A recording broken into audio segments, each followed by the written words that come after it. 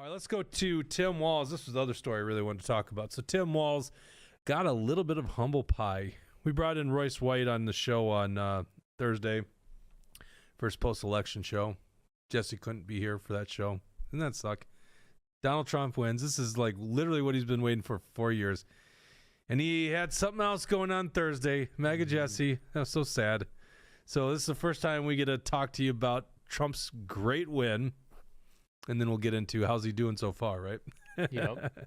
Which is a mixed bag, in my opinion. Some things really like. By the way, that Department of Education bit yesterday, that was... all right, so Tim Walz got a big spoonful of humble pie, and I love it because I think this is a terrible guy. We've talked a lot about him. I mean, maybe I could forgive him, but he needs to do something. He needs to show up and actually make the people that he ruined their, the people during COVID that he ruined their lives, he needs to make them whole. Until he does that, I just don't believe that this guy deserves forgiveness because he really did a lot of damage to Minnesota. So it's really interesting to see him talk like he's bipartisan, that he wants to reach out to the other side, and we see no action. But let's listen to the man in his own words. Dawson, let's pull up the B1. This is Tim Walz. By the way, I'm going to show small clips. Don't go watch this. This speech is awful. It's like talking to his supporters. It's not worth watching. I just wanted to highlight some of the things this guy says because we'll use it down the road. All right, so this is the first one. This is where, the mood he sets about how he feels about the loss. Go ahead and hit this. Everybody, so it's wonderful. But look, folks, I just want to acknowledge the moment. It's hard. It's hard to lose. It's hard to understand while so many of our fellow citizens, people that we have fought so long and hard for, wound up choosing the other path. It's hard to reckon with what that path looks like over the next 4 years. So if you're feeling deflated, discouraged today, I get it. Take some time, take care of yourselves, take care of your loved ones, take care of your community. There's a million ways to make a positive difference, and get back in this fight when you're ready. And now, of course, this is obviously talking to his supporters. Okay, so he's trying to, beef up the energy of the deep Democrat supporters. I don't know. Would you even do a speech like this? I mean, do you have to? You kind of have to. You feel obligated to do it? A little bit. I mean, there's something like your supporters are looking at you like, what next? They're looking at him, even though he's not really a leader of the Democrat Party. It's not like the Democrats really all, respect him all that much. I think the Democrat base generally kind of likes him, but it's not like he's the leader. Same thing with Kamala Harris. She's not the leader. It's still Obama. So I think he has to, though. You have to have you have to give some kind of speech and say what happened. And by the way, Obama's taken a big hit. Yeah. His popularity has gone down. Yeah, that was not good for him. Right. It's a bad look. Him and Michelle going out there and chastising people. It's like, that's not going to win you votes. And then big surprise, it didn't work. And they just blame misogyny. They blame sexism. It's the typical stuff because they don't want to admit the reasons for why they lost. Tim Walz is, so confused. He's so confused why people would vote for Trump. I can tell you why, because you guys are awful. Because we want to, we want to see the establishment go down. We obviously see that our country is heading in the wrong direction thanks to the career politicians that are in D.C. So why wouldn't we want a outsider who's going to try to straighten it out? So Tim Walz can continue to be confused, but it's clear to me why America didn't choose him. Well, it's very clear to Tim Walz what they want, and according to Tim Walz, it's freedom. So let's play this second clip, B2 here, Dawson. Yeah. This election, when he traveled the country, was about freedom. Go ahead. It's a chance to get ahead. And I think most of all, and you saw it in a very deep way, people want freedom to live their lives the way they want to live them. It's not the way maybe their neighbors wouldn't want to live them the same way, but the freedom is supposed to be everybody's birthright, not because of how much money you had or where your family came from, no matter who you love or how you prayed or what you think about the issues of the day are. And everywhere I've gone, I've had the opportunity to tell people how things work here in Minnesota. Oh, yeah. Okay, you know what's really interesting about this, and this is what I said during COVID, is he doesn't have a right to shut down our economy. He doesn't have a right to tell us to stay in our home. He doesn't have a right to tell us to inject a experimental drug in our body. He doesn't have a right to tell us to put a mask on in public. You know why he doesn't have that right? Because the rights didn't come from him. They're not from government. They predate government. They definitely predate Tim Walz. They are our birthrights, as he said, and recognizes right there. They are our birthrights. They come from God. They come from our Creator. Boy, I think there's like a document somewhere that says that. And he acknowledges their birthright rights. Mm-hmm. However, it seems to me that's not his track record. Right. Not at all. He says, well, let's see how we do it in Minnesota. It's like, are you serious? You really are saying that? I know. He's trying to sound like a libertarian. It's a joke. You know, it's like, yeah, he's Mr. John Locke. I mean, give me a break. That guy wouldn't know natural rights if it smacked him in the face, because he's done nothing but abuse them. He's done nothing but grow government. If he's all about freedom, what's the one way to increase freedom? Shrink government. Yep. So he's obviously not in line with his own ideals. So if he wants to talk about freedom, the only time that he's talking about freedom is when it comes to transgender children and abortion. And those are the only two times he cares about freedom. Besides that, he's all about tyranny, all about control. KJ 1967, I don't remember that name. Maybe that's the first time. I'm sorry if I'm forgetting. No, I think they've been around. Well, they, we don't know the gender. I'm going to read in here. Walz, Harris, and Joe Biden need to be locked up, throw away the key traitors. You know, it's interesting because that's a lot of what they were saying about us, and of course they want to tone down their rhetoric. In this case, yeah, I think Tim Walz belongs in jail. When you infringe on the rights of other individuals, by the way, that's a federal crime. Mm-hmm. When you infringe on the liberties of other people. In fact, Donald Trump's already, what is his lawyer? I can't think of the guy's name. Has already alluded to the fact that I think it was Letitia James needs to drop the cases, otherwise they're going to pursue federal civil liberty law. We have a rumble rant from Whiskey Tango Foxtrot. Go ahead, Trump.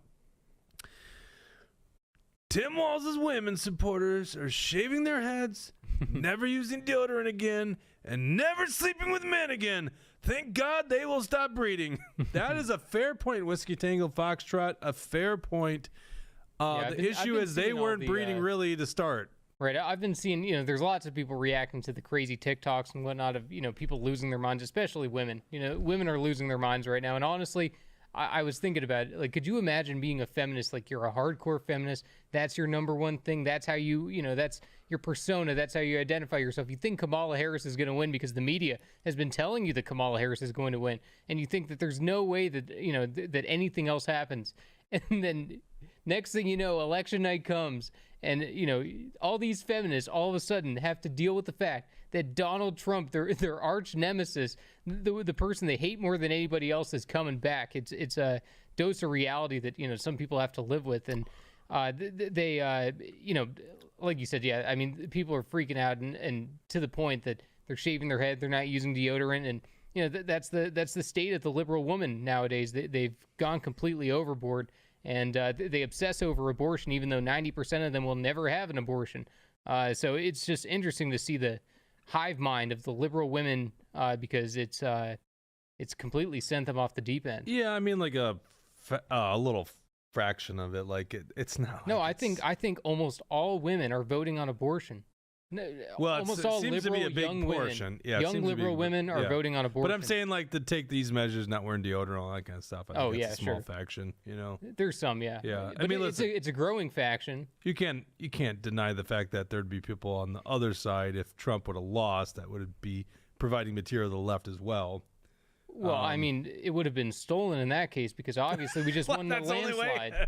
Well, we just won the landslide. Well, that's true. I mean, this is all hypothetical. So right, right. And especially because the media had been gaslighting everybody into thinking that it was going to be up in the air. They were telling everybody that's to gauge everybody, to get everybody ready for that. And also they do that to try to turn down the Trump support. So the media, if the media was fair and even did things 50-50. It would have been a 50-state landslide instead. Yeah, but I'm going to push back on you. They did say it was going to be close. I don't think they were to say it was going to be. So did every single poll that we looked at. Well, not every single poll, okay? All right, well, and this is actually where we look good, okay? So what we did is we took the RCP average, the Real Clear Politics average. which undershowed the support for Donald Trump, but not by a lot. In some states, a lot, but not by a lot. Some polls got it real accurate. Some polls didn't. We talked about that Des Moines Register poll. That one is the biggest joke ever, and it's hilarious. You know, Crystal was all about that one. Yeah, right. It's like anyone that was talking about that Des Moines Register poll, it's like, really, guys? Seriously? What happens to them now? Do they lose money or something? There is this thing about pollsters. That's a good question. Pollsters want credibility, okay, for the future.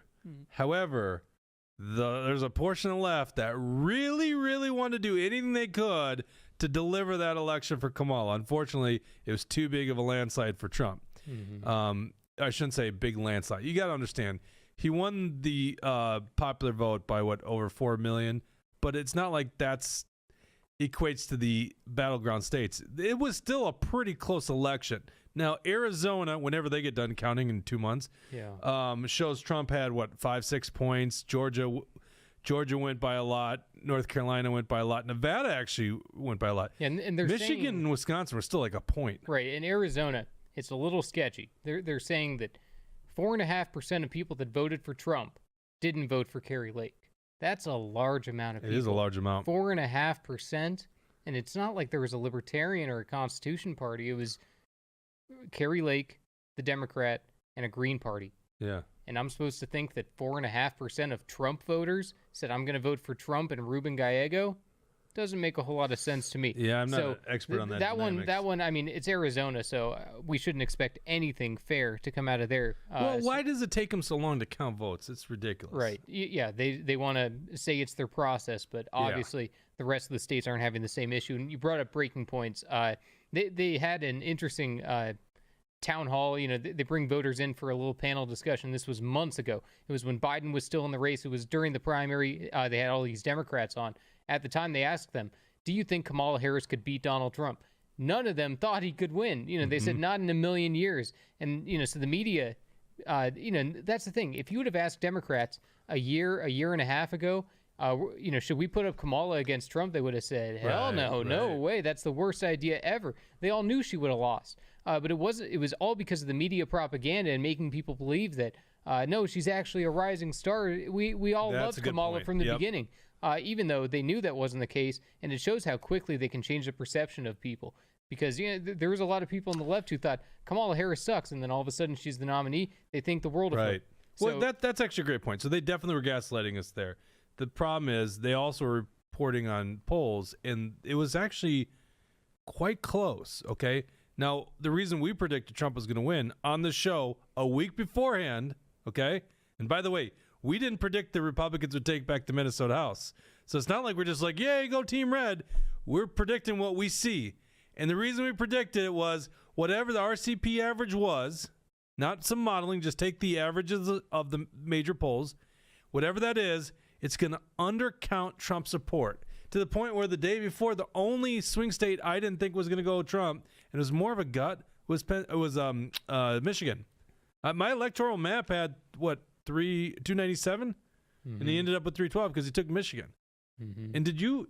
I think you actually. You had 306, right? Because I didn't think he was going to take Nevada, but he took Nevada too. So he took all of them. Which Nevada, is I was very confident in, by the way, because I was looking at early returns.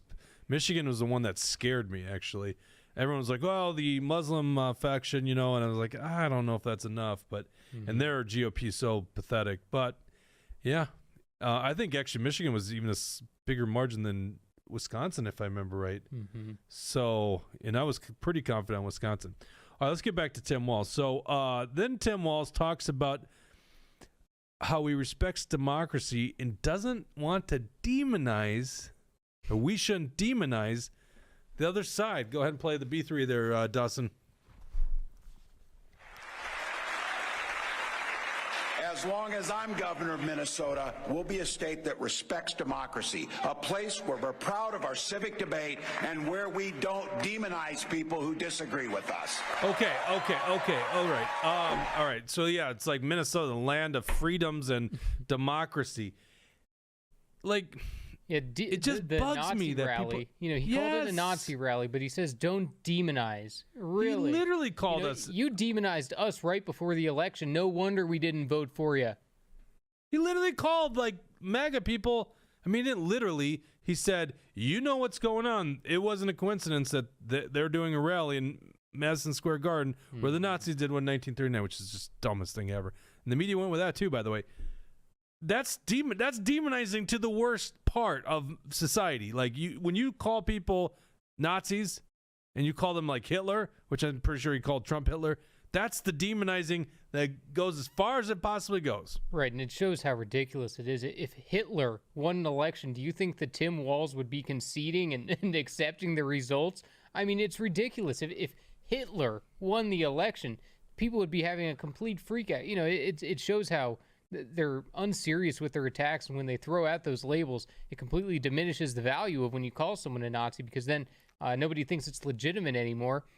So when they continue to insult regular people like that and target us, it's going to have an effect. And this election, it just shows that you can't talk down to us. You can't just put up a couple random people. The whole country didn't know who Tim Walz was. We knew who he was because we're in Minnesota, but the whole country had no idea who he was. And we got to introduce him to Tim Walz. It's great. The country still didn't really know Kamala Harris, right. Because they, and also I was thinking about it on Joe Biden's end. He never gave her a real opportunity to shine, did he? Like, he never gave her a task where Kamala Harris actually of course he gave her the border, this and that, but he never gave her a real opportunity to shine. I think there's a lot of nastiness between the two of them. I don't think they actually get along. And I guess Obamas aren't returning Kamala's phone calls anymore. So Joe Biden wore that red dress on election day. I mean, I don't know how else to read into that. Because it's the first lady. You have a staff, right? You guys know that? First ladies have staff. They talk about wardrobe. You know that? Oh, yeah. Like, this isn't some conspiracy. There's thought that goes into big appearances, and one of the big appearances is Election Day in Delaware to go cast her vote. You don't think there's some thought put into what she's going to wear? If you don't believe that, I got a bridge to tell you. And she wore a bright red. I mean, it wasn't like red with black. It was bright red. It was just red. Solid red dress. Got it? All right. Let's go to the B4. This is Walz, and this is the last clip I got on him. Talks about wanting to work with the other side. Listen to this guy. One Minnesota. We're just one Minnesota. Listen to Tim Walz in his own words. Good intentions are good ideas. And now that this election is behind us, I'm going to try even harder to keep an open mind, open heart, and really listen to folks who don't support me or my policies, to work with everyone in the legislature to seek compromise and common ground. Because that's how we come back together after such a long time spent fighting each other. That's how we heal the rips in the fabric of our civic society, and that's how we move forward as one Minnesota. Okay, so let's just say he's got good intentions, which, I mean, boy, that's quite a stretch. I'm going to extend an offer for Tim Walz to come on this podcast. Okay? Let's do that. Let's bury the hatchet, Tim Walz. Come on this show. Okay? You want to go into the other side? You want to extend an arm? You want to extend an olive branch? You want to break bread with the other side? Come on this show and let's have a discussion. And I'm just not going to believe that you really think this way. And this whole one Minnesota stuff is bullshit. But I'm not going to believe this unless you forget, or you go out there and you, what should I say? Like, I was going to say forgive the debt, but, well, I guess that would be too. But, like, make the people whole who you destroyed during COVID. You know, the Lisa Hansons, the Lisa Monets, the Jane Mosses, you know, the Larvitas, right? Who am I forgetting? I'm forgetting somebody. Who am I forgetting? I don't know, but yeah, I mean, Jane, Larvita, yeah. Two Lisas, yeah, there you there go. were obviously, yeah, I mean, obviously he should, Plenty of others, obviously, Right. to mention. Yeah, but those are the big ones, right? Yeah, he obviously, if he wants to be for freedom, if he wants to lead with unity, if he wants to come together, he's got to come to us. It's not the other way around. Obviously, the whole country just rejected him. So he's the one who needs to have some self-reflection, and especially with Minnesota, which, the Republicans have such a deficit when it comes to the money that, the Democrats have such a big monetary advantage. So the fact that the Republicans were able to pull off a 67-67 split in the state house just goes to show that point even more. Yeah, and by the way, thank you, Trump. You guys should be thanking Trump for that one. Okay, I've obviously got opinion on Tim Walz. It's fun to watch people that don't know him like we know him opine on Tim Walz. And so I thought, let's go to Dave Smith, the great and powerful, brilliant Dave Smith on Joe Rogan to hear exactly how he viewed this whole campaign, having Tim Walz as your running mate. Go ahead and play this. It was one of the craziest things of this whole campaign. One of the most amazing things is that they actually tried to just run on nothing. One of my favorites was that Tim Walz tried to claim that his wife got pregnant through in vitro fertilization, and she said that's not true. So he lied about that. What a weird guy he was. His wife had to come out and say he was lying. Yeah. Well, so something, okay. That guy lied about everything. He lied about being a head coach. He was an assistant coach. He lied about his military rank. Lied about whether or not he served in a war. Lied about whether or not he was in Tiananmen Square. Yeah. Fucking lies about everything. We'll see. Don't you have that second clip there, Dawson? He picked a VP that could help him. Right. He could do things that Trump can't do. Right. Like he could go on a show and really make the case pretty well in a hostile environment. He's talking about J.D. Vance very here. high verbal IQ, clearly. He's a very intelligent guy. She picked a VP who can't do anything to help her. Who's like the weirdest human being you've ever seen. Like what was the strategy here, guys? And they really just banked on being not Trump.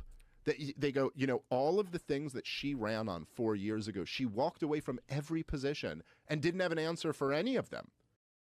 That's the problem.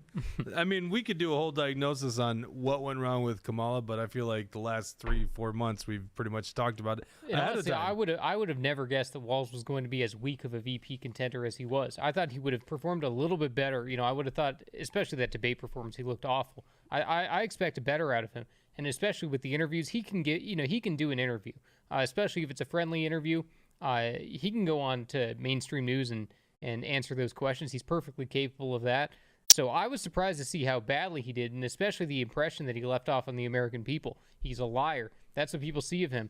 Because, like Joe and Dave were saying there was just so many lies that were just, small, white, things that had, were meaningless. They didn't have to lie about the IVF thing. It was like, why did he lie about that? It was mainly just to try to say, we're for IVF and the Republicans are against it, even though that's not true. He's a knucklehead. That's it. He's just a knucklehead. Sometimes he misspeaks. We've known this guy to be a liar. Listen, there's so many examples just in what we showed in those clips. Like, we could really go deep and talk about his COVID policies, but I think you guys get at this point.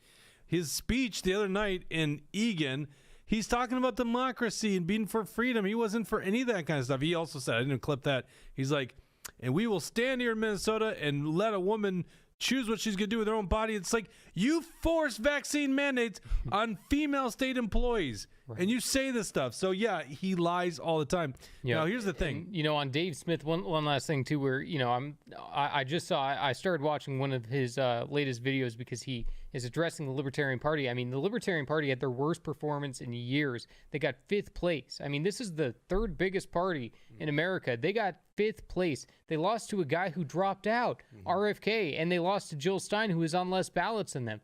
And I had mentioned before, I went on the previous Libertarian nominees page, Joe Jorgensen, to see what people were saying. And a ton of them were, there were a ton of Libertarians who voted in 2020 who regretted their vote and were saying, I'm voting Trump this time. Because once they had the Democrats actually in front of them, once the Democrats had power, the Libertarians realized that, there's no use to fighting Trump when Trump is mainly on our side on a lot of these important issues. So a lot of the Libertarians completely abandoned the party. They've come join the Republican Party because of Donald Trump. I won't go that far. They just voted Trump. Some of them have. The Libertarian Party is definitely shrinking, and it's completely because they decided to put up a leftist who is supporting child transgender surgeries and whatnot. So honestly, I couldn't have been more thankful that that's what the Libertarian Party did, because it completely deteriorated them into nothing. Because now, like I said, the 3rd biggest party getting 5th place, losing to RFK Jr., not a good sign for them to come. that's just my point. If they're the third biggest party and they get fifth place, it shows the massive impact that Trump had because, their percentage went down like 6 or 7 tenths of a point.